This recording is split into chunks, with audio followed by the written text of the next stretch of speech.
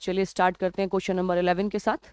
The osmotic pressure of a dilute solution 7 into 10 to the power 5 Pascal at 273 Kelvin.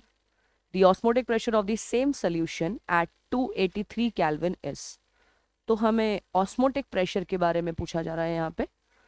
ये question है solution chapter का और यहाँ पे हमें ऑस्मोटिक प्रेशर एक डाइल्यूट सॉल्यूशन का दिया गया है और यहाँ पे हमें इस बात को नोट करते हुए चलना होगा कि जो यूनिट है ऑस्मोटिक प्रेशर की वो पास्कल है। पास्कल प्रेशर की एक एसआई यूनिट है। ये जिस टेम्परेचर पे है वो है 273। अब ये टेम्परेचर चेंज करके हमसे न्यू ऑस्मोटिक प्रेशर पूछ रहे हैं, तो जब टेम्परेचर चेंज होगा तो ऑस्मोटिक प्रेशर क्या हो जाएगा।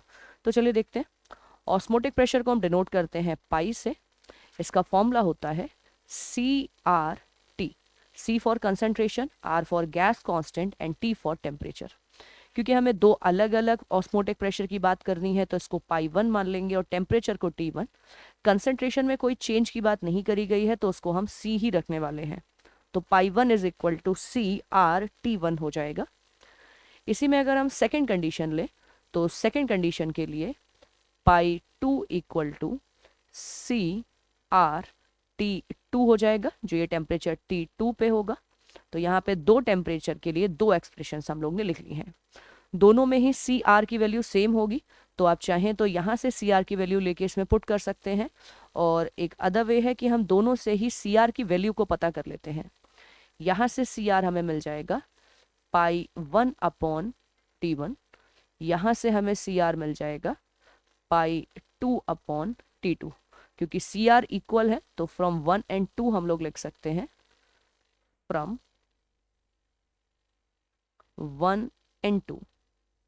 तो 1 and 2 से हमें पता चल रहा है pi 1 upon T1 is equal to pi 2 upon T2। तो ये हमारे पास दो, हम कह सकते हैं, एक रिलेशन फॉर्म में आ गया है जिसमें कुछ अननोन्स हैं और कुछ नोन वैल्यू हैं जिनको हम पुट कर सकते हैं। तो चलिए पुट करते हैं।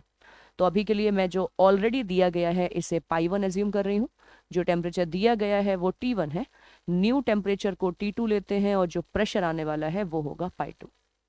तो पाई 1 की जगह वैल्यू रखी जाएगी 7 into 10 to the power 5 pascal divided by temperature है 273 जो हमें गिवन है। टेम्परेचर हमेशा केल्विन में ही लिखा जाता है। अगर ये डिग्री सेल्सियस होता तो हम इसे केल्विन में चेंज करते, बट अभी ये ऑलरेडी केल्विन में है, 283 केल्विन। यहाँ से हम इसे फर्दर आगे सॉल्व करेंगे। तो ज़रा सॉल्व करते हैं इसे आगे और देखते हैं क्या वैल्यू हमें मिलने वाली है। पाई 2 is equal to 7 into 10 to the power 5 divided by 273 multiplied by 283। ये NAT का क्वेश्चन है और थोड़ा सॉल्विंग ये ले रहा है, तो सॉल्विंग थोड़ी टाइम टेकिंग होगी, बट बहुत ज़्यादा लंबा नहीं है। अगर आप कैलकुलेशन एक थोड़ा स्पीड में कर सकते हैं विद एक्यूरेसी, देन एक्यूरेसी के साथ आप इस क्वेश्चन को अच्छे से अटेम्प्ट कर पाएंगे। तो यहाँ पे हमें वैल्यू मिल रही है 7, 283 डिवाइडेड बाय 273 मल्टीप्लाइड बाय 10। मैं 10 टू दी पावर 5 को स्प्लिट करके लिख रही हूँ, मैं 10 टू दी पावर 4 को बाहर लिख रही हूँ और जो ये 1 पावर है इसे हम अंदर लिख ले रहे हैं। ऐसा मैंने इसलिए करा है क्योंकि आंसर हमें 10 की पावर 4 के टर्म में चाहिए। एक और पॉइंट, यहाँ यूनिट न्यूटन मीटर स्क्वायर लिखा हुआ है, न्यूटन पर मीटर स्क्वायर लिखा हुआ है, तो ये बात हमें पता होनी चाहिए, अदरवाइज हम यहाँ पे कंफ्यूजन में हो सकता है, बच्चे को लगेगा अलग अलग यूनिट है। 1 pascal is equal to 1 newton per metre square, तो ये सेम ही है, तो यहाँ पे कोई प्रॉब्लम नहीं है। हमारा आंसर भी पास्कल में आने वाला है जिसे हम न्यूटन पर मीटर स्क्वायर ही कहते हैं।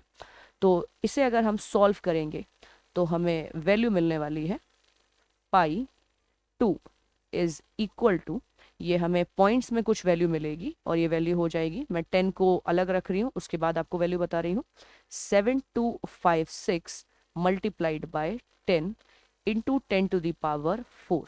लेकिन मैं आपको पहले ही बता दूं, इस वैल्यू को एग्जैक्टली लाने के लिए आपको इसे सॉल्व करना पड़ेगा लगभग 2 से, मैं कहूँगी 3 से 4 डेसिमल प्लेस तक। तो ये काफ़ी लंबे तक सॉल्व करने के बाद हमें ये आंसर मिलने वाला है। अगर हम इसमें 10 मल्टीप्लाई कर दें तो ये हो जाएगा 0.56 और हमें ये लगभग 4 डेसिमल प्लेस तक हमने क्यों सोचा ऐसे मल्टीप्लाई करने का रीज़न यहाँ पे है, अगर हम मल्टीप्लाई नहीं करेंगे तो हमें वैल्यू मिल जाएगी 72.5। अब यहाँ पे राउंड ऑफ करने के लिए हमें इवन ऑड का रूल बताया जाता है, जिसके अकॉर्डिंग हम इसको ऐसे ही रखेंगे, लेकिन हमें डिसाइड करने के लिए एक नेक्स्ट प्लेस अगर पता होगी तो बेटर आइडिया रहेगा। तो यहाँ पे राउंड ऑफ अगर हम नियरेस्ट इंटीजर में करें तो वैल्यू हमें मिलने वाली है 73। तो पाई 2 इज इक्वल टू 73 हमारा आंसर है, जिसे हम यहाँ पे फिल कर सकते हैं। सो 73 न्यू ऑस्मोटिक प्रेशर है जो टेम्परेचर चेंज करने के बाद हमें मिलने वाला है। Thank you for watching.